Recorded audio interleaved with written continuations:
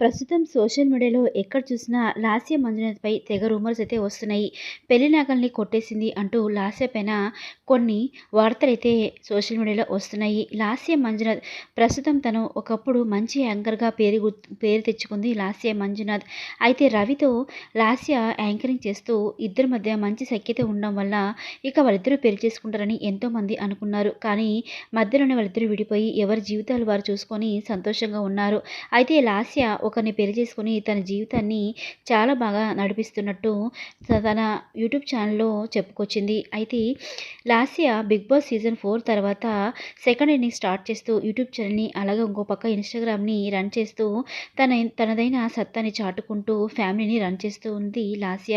అయితే రీసెంట్‌గానే 'ఇస్మార్ట్ జోడీ' సీజన్‌కి లాస్య తన భర్తతో అయితే వచ్చింది. అయితే ఇందులో భాగంగా టాస్క్‌లో తను సెకండ్ రౌండ్‌లో పెళ్ళికొడుకు, పెళ్ళికూతురుగా ఎంట్రీ ఇచ్చి పెర్ఫార్మ్ చేయాల్సొస్తుంది. అయితే ఇందులో భాగంగా లాస్య తను నగల్ని వేసుకొని ఎంట్రీ ఇచ్చి ఇవ్వడంతో ఆ ఫొటోస్‌ని తన ఇన్‌స్టాగ్రామ్ ఖాతాలో షేర్ చేస్తుంది.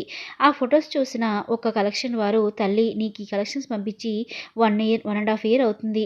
ఇంకా దీన్ని నువ్వు ప్రమోట్ చేయకుండా నీ దగ్గరే పెట్టుకున్నావు" అంటూ అనడంతో ఇక వెంటనే దానికి లాస్య ఘాటుగా స్పందిస్తూ "వామ్మో! ఇవి నా పెళ్లి నగలు" అని చెప్పేసి అంటుంది. ఇక దానికి కలెక్షన్ వాళ్ళు మరింత ఘాటుగా స్పందిస్తూ "తల్లి ఒకసారి చాట్ చెక్ చేసుకో" అని చెప్పేసి అనడంతో ఇక నెటిజన్స్ అంతా ఇందులో ఏమాత్రం నిజం లేకపోతే ఆవిడ అంత ఘాటుగా స్పందిస్తారు అంటూ వాపోతున్నారు.